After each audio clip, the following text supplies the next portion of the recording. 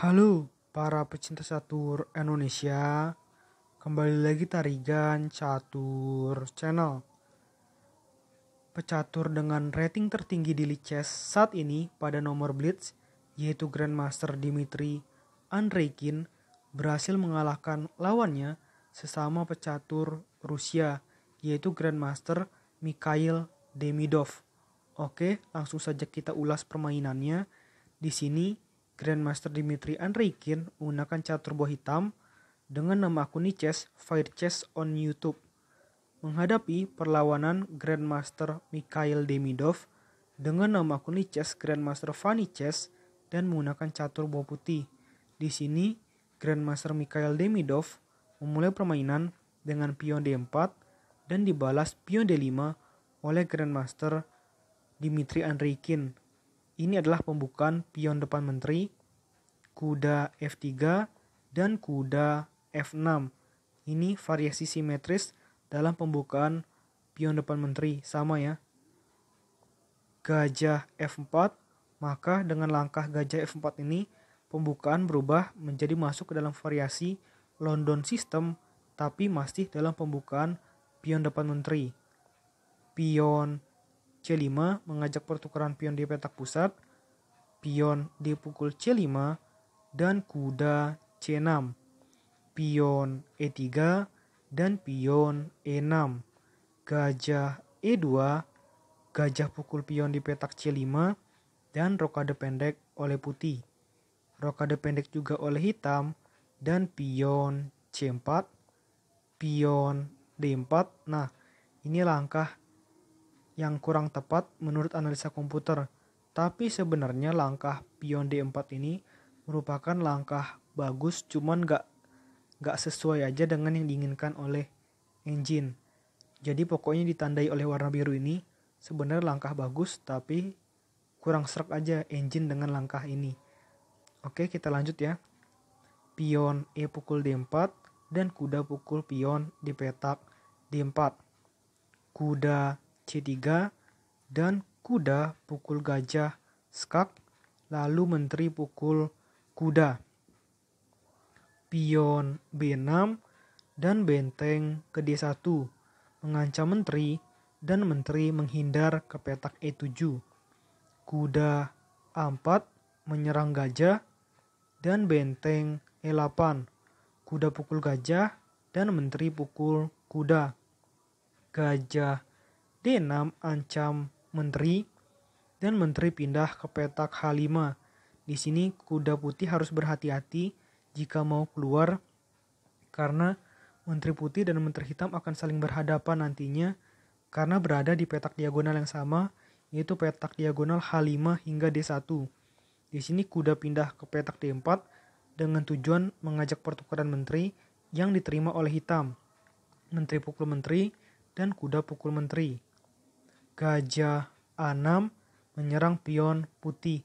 Di sini putih bisa menjaganya dengan dua alternatif langkah, yaitu dengan benteng pindah ke petak C1 atau dengan pion putih maju ke petak B3. Di sini dipilih adalah pion menuju petak B3, pion B5, dan pion C5. Di sini hitam melakukan langkah pion B4. Tujuannya adalah menyerang dua buah sekaligus, yaitu kuda putih dan benteng putih. Namun ini masih aman karena cukup dengan dijaga benteng menuju petak E1, gajah pukul kuda, dan benteng pukul gajah. Nah, di sini posisinya adalah hitam perwiranya adalah 2 benteng dan 1 kuda, sedangkan putih 2 benteng dan 1 gajah. Biasanya yang memiliki kuda di permainan babak akhir biasanya akan menang ya, ketimbang yang pakai gajah. Walaupun belum tentu, semua tergantung dari pemainnya juga. Karena ada juga pemain yang jago pakai gajah. Oke, langsung saja ya kita lanjutkan. Benteng E kecil 8 dan pion A3 mengajak pertukaran pion yang diterima. Pion B pukul A3 dan benteng A1. Di sini pion hitam pasti akan hilang. Kuda D5 dan benteng pukul pion di petak A3, benteng D8, dan pion G3, benteng D7, dan raja G2, pion H6, dan benteng E4, benteng B7, dan benteng C4, benteng C8, dan pion C6. Langkah kurang akurat dari putih. Sebenarnya ini langkah yang membuat hitam merasa tidak enak juga posisinya, tapi memang ini adalah langkah yang salah. Warna oranye ini menunjukkan bahwa memang langkah ini langkah lemah, tetapi tidak terlalu fatal. Kalau fatal warnanya merah ya. Di sini hitam cukup membalas dengan benteng menuju petak B6, maka hanya akan terjadi pertukaran pion, benteng pukul pion, benteng pukul pion, benteng pukul benteng, dan benteng pukul benteng.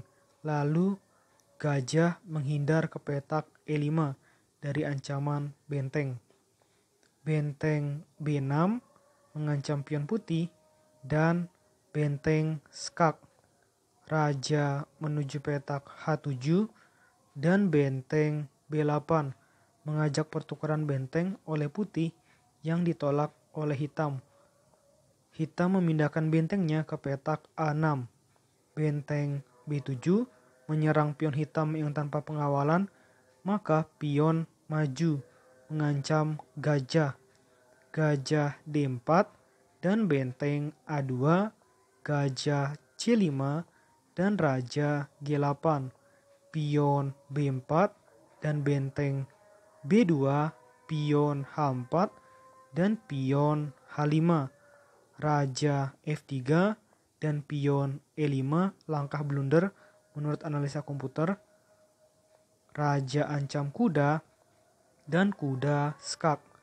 Raja F5, bahaya di sini jika raja putih nanti masuk lagi ke petak G6, maka harus dicegah dengan raja H7 agar raja putih tidak semakin masuk. Gajah F8 mengancam pion hitam 2 kali. Ini sebenarnya cukup berbahaya ya. Tapi di sini hitam masih punya opsi langkah yang bagus. Benteng pukul pion skak, raja pindah ke petak E6, dan langkah bagus lagi dari hitam dengan raja ke petak E8. Jadi di sini tidak mungkin benteng pukul pion skak, tapi harus gajah yang pukul pion karena gajah putih yang diancam. Kuda E4 dan gajah H6, benteng B2, dan sayangnya putih melakukan langkah blunder dengan raja pindah ke petak F5. Sebenarnya admin tarigan catur juga paham mengapa putih melakukan blunder. Selain karena waktu yang sudah menipis, di sini putih agak khawatir dengan kemungkinan langkah kuda hitam pindah ke petak C5 skak benteng. Di sini admin tarigan catur contohkan kalau misalkan putih melakukan langkah sembarang dengan pion menuju petak G4. Maka ini fatal. Kuda skak harus ya pion pukul kuda dan benteng pukul benteng. Ini yang ditakutkan oleh pemain putih. Tetapi sebenarnya ini kalaupun yang terjadi seperti ini, situasinya masih lebih mending bagi pemain putih. Tetapi masalahnya yang dilakukan adalah raja menuju petak F5. Jadi tahu kan ya cara untuk menghukumnya?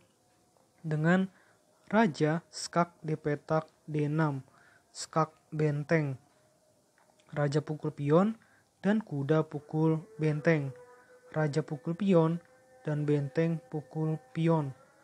Tepat di posisi seperti ini, Grandmaster Mikhail Demidov memutuskan untuk menyerah karena memang posisi sudah sulit bagi pemain putih ya. Karena di sini nanti kuda hitam hanya cukup menyerang pion putih ini.